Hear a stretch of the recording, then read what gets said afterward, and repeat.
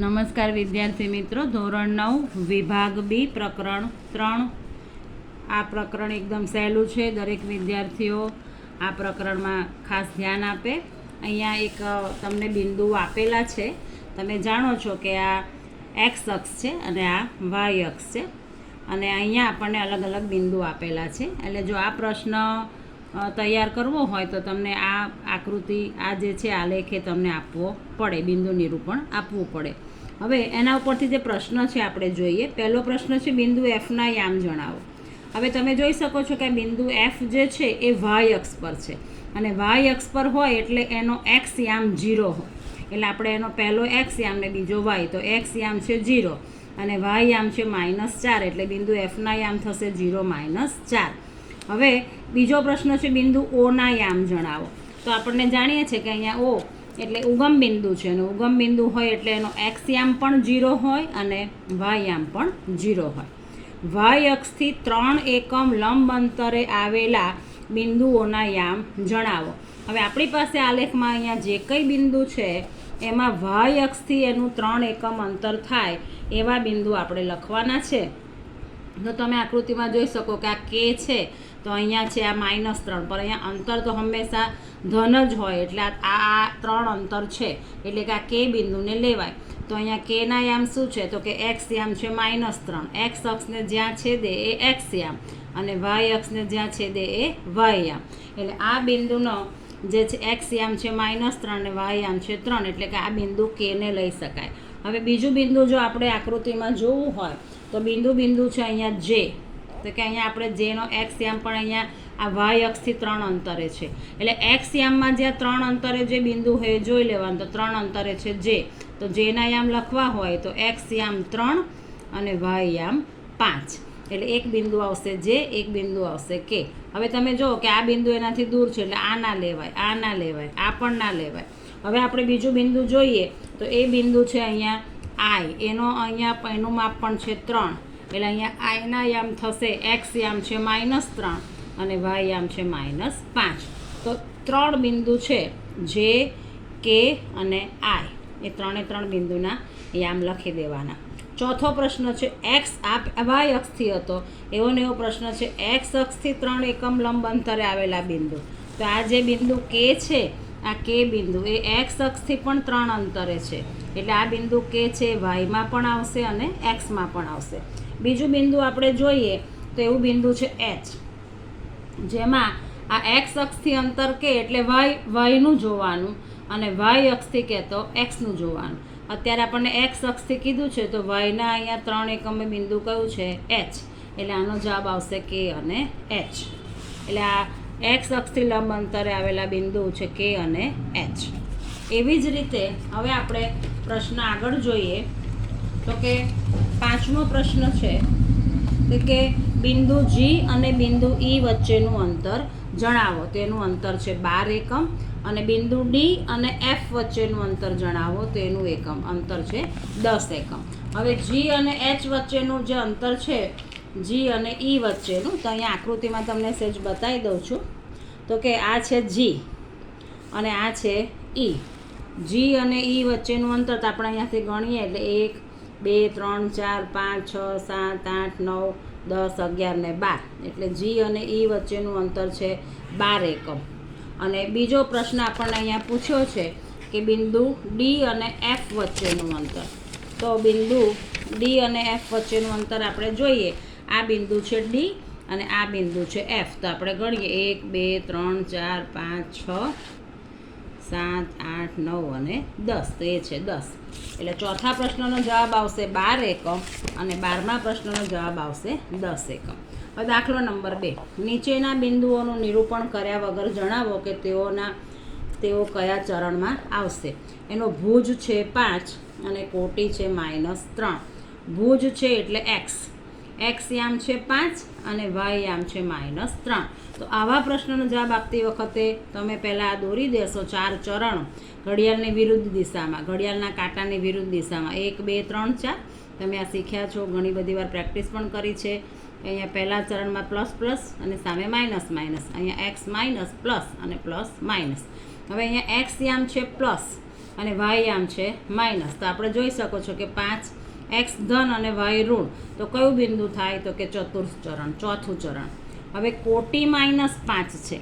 કોટી એટલે વાય અને ભુજ -3. વધારે યાદ ના રહે તો એ ખબર પડી જાય કે બંને માઇનસ એટલે તૃતીય ચરણ. હવે કોટી -5 અને ભુજ 3. હવે આપણે જાણીએ છીએ કે કોટી અને ભુજ, તો કોટી છે -5 અને ભુજ છે 3. હવે આપણે આગળ જોઈએ તો કે ભુજ છે 5 અને કોટી છે 3. તો કે બંને ધન છે અને બંને ધન છે એટલે કયું ચરણ થશે? બંને ધન હોય એટલે પ્રથમ ચરણ થશે. હવે અહીંયા આ જે પ્રશ્ન છે આપણો પ્રશ્ન નંબર 3, તો કે એની અંદર આ જે છે કોટી છે -5. તો આપણે જાણીએ છીએ કે કોટી એટલે વાય. તો કોટી માઇનસ હોય એટલે વાય માઇનસ હોય અને એક્સ છે ભુજ છે ધન. એટલે આ પ્રશ્ન પહેલાં ને આના આ જે છે એ ટ્વિસ્ટ કરેલું છે. એટલે વિદ્યાર્થી મિત્રો આ પ્રશ્નમાં ખાસ ગૂંચવાશો નહીં. કોટી માઇનસ છે અને ભુજ પ્લસ છે. એટલે પહેલામાં પણ આ ચતુર્થ ચરણ જવાબ આવશે અને ત્રીજામાં પણ ચતુર્થ ચરણ. આમાં બંને માઇનસ છે, બંને યામ માઇનસ એટલે તૃતીય ચરણ અને બંને યામ પ્લસ એટલે પ્રથમ ચરણ. હવે આવી રીતે બિંદુ આપેલા છે 2x - 3 ને y + 3, x + 7 ને 2y - 2 ને સમાન બિંદુઓ હોય તો x અને yની કિંમત શોધો. હવે આ વિદ્યાર્થી મિત્રો આ દાખલો ખાસ સમજજો. આનો x યામ અને આનો x યામ. એટલે આપણે પહેલાં આ જે બંને x યામ જે છે એની સરખામણી કરવાની છે, કારણ કે બંને સમાન છે. એટલે 2x - 3 અને x + 7 આ બેની સરખામણી કરીએ અને આ y છે એની સરખામણી y જોડે કરવાની. હવે આપણે આ સરખા લખી દીધા. હવે આ -3 છે આ બાજુ જાય એટલે +3 અને x આ બાજુ આવે એટલે માઇનસ. તો 2x માંથી x જાય તો x અને 7 + 3 એટલે 10. તો આપણને x ની કિંમત મળી 10. એ જ રીતે હવે આપણે આ yની સરખામણી y જોડે, એ જ રીતે આપણે yની સરખામણી y જોડે કરીએ તો રકમમાં y + 3 = 2y - 2. તો -2 આ બાજુ આવે એટલે +2 અને y આ બાજુ જાય એટલે -y. 2y માંથી 1y જાય એટલે y અને 3 + 2 એટલે 5. એટલે આપણને કિંમત મળી y = 5 અને x = 10.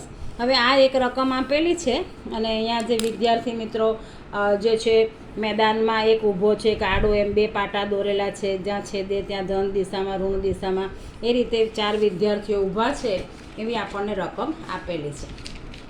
હવે એનો આપણે જવાબ આપવાનો છે કે x પાટાથી સૌથી નજીક કોણ ઊભું છે? તો x પાટાથી આપણે અહીંયા આકૃતિમાં તમે જોઈ શકો છો કે આ x પાટો છે અને આ y પાટો છે. 4 પાટા દોરેલા છે અને એમાં આ રીતે 4 વિદ્યાર્થીઓ ઊભા છે: અતુલ, ચેતન, બંસી અને દીપક.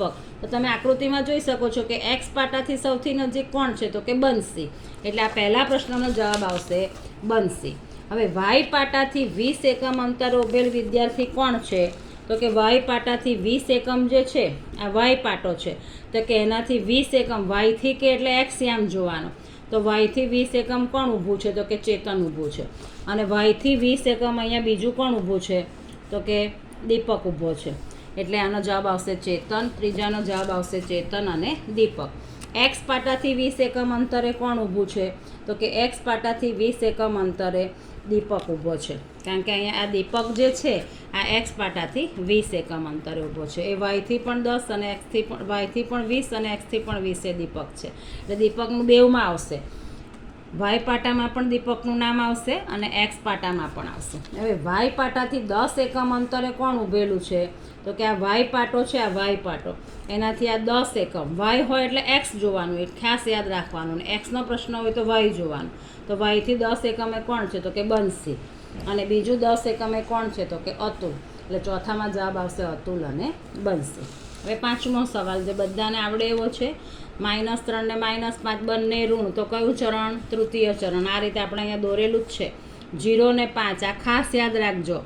x યામ 0 હોય અને y યામ આપેલો હોય તો બિંદુ y અક્ષ પર હોય. આમાં ખાસ વિદ્યાર્થી મિત્રો ભૂલ ના થાય જોજો. જે યામ આપેલો હોય એ અક્ષ. એવી રીતે 3 અને 4 બંને ધન છે તો પ્રથમ ચરણ, અને x ઋણ અને y યામ ધન એટલે દ્વિતીય ચરણ. અને હવે આ યામ સમતલના યામાક્ષો વચ્ચેના ખૂણાનું માપ. તો એક્સ યામ અને વાય યામ એકબીજાને છેદે તો એ ખૂણાનું માપ 90 હોય. કેટલું? 90. આ ખાસ યાદ રાખજો. બીજો પ્રશ્ન છે, એક્સ અક્ષ અને વાય અક્ષ દ્વારા બનતા જે ભાગ છે સમતલના ભાગને શું કહેવાય? તો ચરણ કહેવાય અથવા પાદ કહેવાય. 4 ચરણ હોય. એવી રીતે આ 7મો સવાલ છે, a બરાબર 5, b બરાબર 5, c બરાબર -3 અને d બરાબર 3 હોય તો a minus B, c minus D અને એના છેદમાં c, બીના છેદમાં ડી કયા ચરણમાં છે? હવે આમાં બિંદુ સીધા નથી આપી દીધા. આ દાખલો ખાસ સમજજો બધા. a બરાબર 5, b બરાબર -5, c -3 કિંમત મૂકી. હવે a માઇનસ બી એટલે એની કિંમત છે 5, પછી આ માઇનસ રકમમાં આપેલું છે અને આ -5, ઓછા ઓછા વત્તા, 5 + 5 એટલે 10. c માઇનસ ડી એટલે -3 અને -3 તો ઓછા ઓછા વત્તા એટલે -6. હવે એક્સ યામ જે છે એ 10 અને વાય યામ છે -6, તો એ કયું ચરણ થશે? તો કે ચતુર્થ ચરણ. એવી રીતે એના છેદમાં c એટલે 5ના છેદમાં -3 એટલે આખી સંખ્યા માઇનસ થશે. બીના છેદમાં ડી એટલે આખી સંખ્યા માઇનસ થશે ને બંને યામ માઇનસ આવે તો એ કયું ચરણ થાય? તૃતીય ચરણ. એટલે આ રીતે આ બધા પ્રશ્નો આમાં આવી ગયા છે. ખાસ તૈયારી કરજો. સરસ પૂછાય તો આમાંથી જે પ્રશ્નો એ લખજો.